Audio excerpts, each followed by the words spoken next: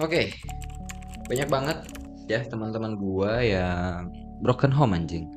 Jadi kayak yang gak punya gairah gitu ya, kayak gak punya semangat hidup gitu, galau mulu SW-nya tuh. Nah, gua agak annoying sih dalam artian annoying di sini kasihan gitu ya.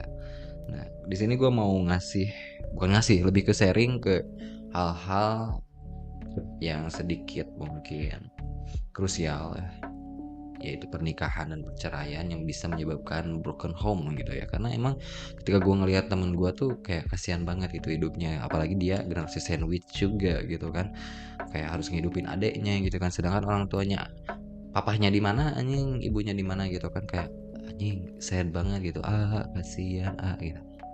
Nah, dari mulai pertama dulu nih gue mau bahas tentang pernikahan nih, karena kalian Gen Z ya, bukan kalian sih, termasuk gue juga Gen Z sebetulnya ya guys. Sambil sebat gak sih? Hmm. Oke lanjut. Nah, jadi ya Gen Z tuh doyan banget kawin anjing. Sumpah, doyan banget karena mungkin tren, entah itu apa namanya, kebelet gitu ya karena ngelihat temen kawin gitu kan.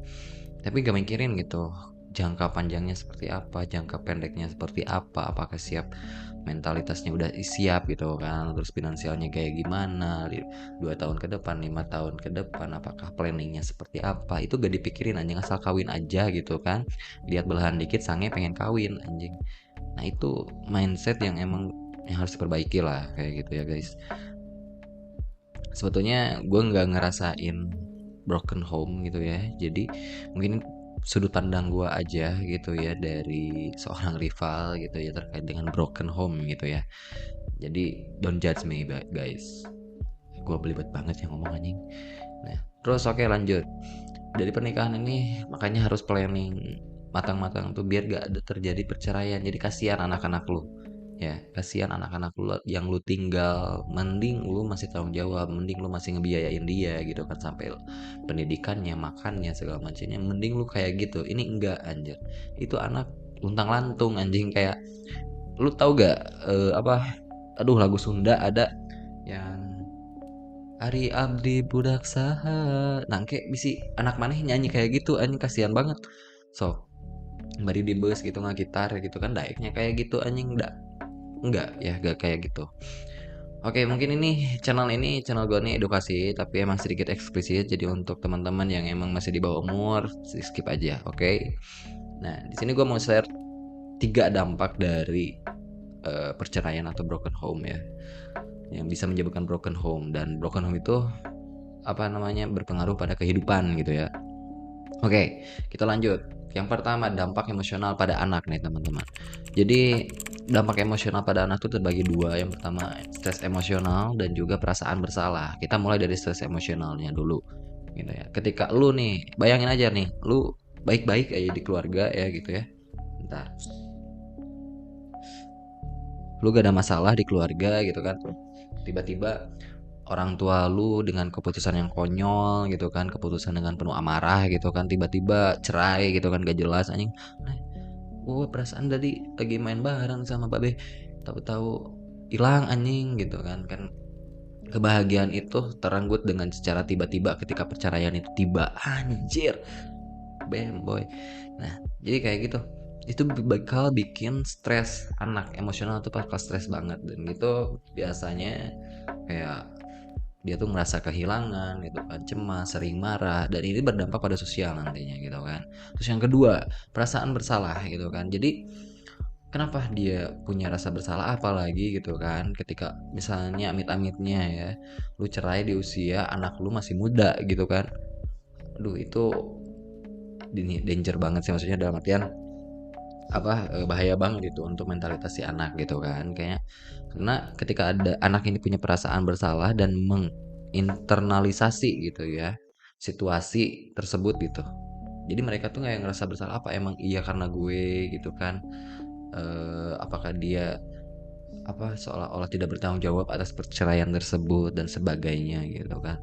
Nah ini di poin pertama aja ini udah kasihan banget anjing, maksudnya dalam artian kita belum ke dampak ke sosial gitu, tapi dari mentalitas internal seorang anaknya itu juga udah kena banget gitu kan. Makanya ketika lu jadi orang tua, keputusan apapun itu harus benar-benar didiskusikan, jalan tengahnya seperti apa, win-win solution lah, jangan sampai dengan satu pihak aja gitu untuk suatu keputusan kayak gitu. Nah, jadi paham kan, dapat kan poinnya. Terus yang kedua, pengaruh pada psikologis dan juga sosial. Nah, ini yang sering banget gua temuin gitu ya di, ya maksudnya circle gua gitu ya, di teman-teman gua gitu ya. Dan gak jarang gitu kan orang-orang yang emang sebetulnya dia pinter gitu, dalam artian pinter tuh pinter akademik gitu ya, pinter bersosialisasi, tiba-tiba jadi bego anjing ketika broken home gitu. Maksudnya kayak dia ngahulang gitu, ngahulang tuh apa, ngelamun gitu guys ya. Nah, itu kasihan banget lah kayak gitu. Terus jadi di segmen kedua ini dibagi dua lagi, dampak sosial dan psikologis. Yang pertama itu masalah identitas dan yang keduanya itu masalah keterikatan. Ya. Jadi menurut riset gua, anak-anak dari broken home mungkin menghadapi tantangan dalam mengembangkan identitas. Mereka hanya kurang model peran yang stabil. Itu untuk masalah identitas ya. Terus yang keduanya masalah keterikatan. Beberapa anak mungkin mengalami kesulitan dalam membentuk hubungan interpersonal yang sehat karena mungkin sulit untuk percaya pada orang lain. Jadi ada trust issue anjing. Tidak ada trust issue. Jadi banyak banget hal-hal buruk yang bisa berdampak pada anak, termasuk yang tadi masalah identitas dan masalah keterikatan gitu kan. Gue jelasin satu-satu ya. Masalah identitas nih, kan ini sesuai keterangannya ya. Anak-anak dari broken home itu mungkin menghadapi tantangan dan mengembangkan identitas mereka karena kurangnya model peran yang stabil. Jadi mereka tuh punya tantangan tersendiri guys, terkait dengan identitas dirinya sendiri, karena kan emang gak ada role modelnya. Misal contohnya lu punya idol deh misalnya tuh kan, lu punya role model gitu kan, lu yang pengen lu contoh banget gitu kan, tapi di keluarga gitu, misal contohnya dia pasti ayah lu atau enggak ibu lu gitu kan, misalnya ayah lu yang sukses gitu kan, jadi pengusaha atau apa.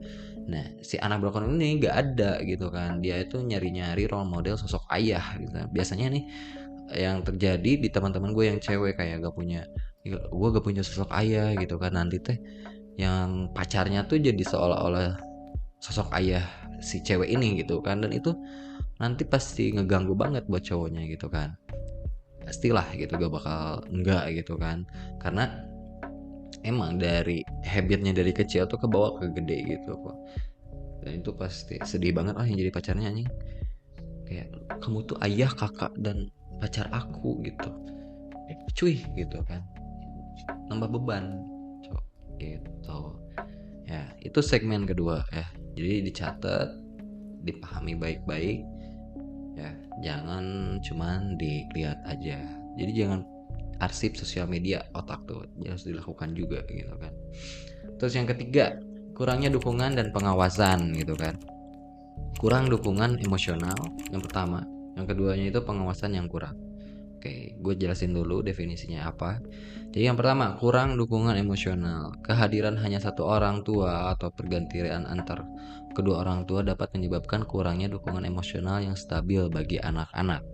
Bayangin aja nih, orang tua lu apa doyan kawin anjing misalnya ya. Misalnya dalam satu kakak tuh ibu atau ayah lu tuh beda-beda gitu kan.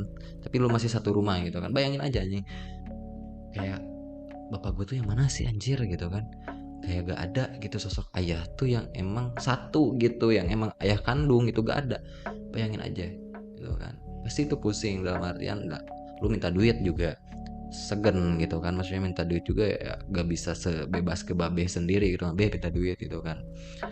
Terus ya sebaliknya gitu kan, ayah tiri lu juga pasti segan juga ke lu gitu kan, gak bisa sedekat kayak kandung gitu untuk batiniahnya ya, bahasanya keren banget kayak anak santri cok. Kayak gitu. Terus pengawasan yang kurang, nah dengan keterbatasan waktu kan, tadi definisinya kayak gitu ya, dan perhatian orang tua, pengawasan terhadap kegiatan anak-anak mungkin kurang, dan ini dapat mempengaruhi perilaku mereka.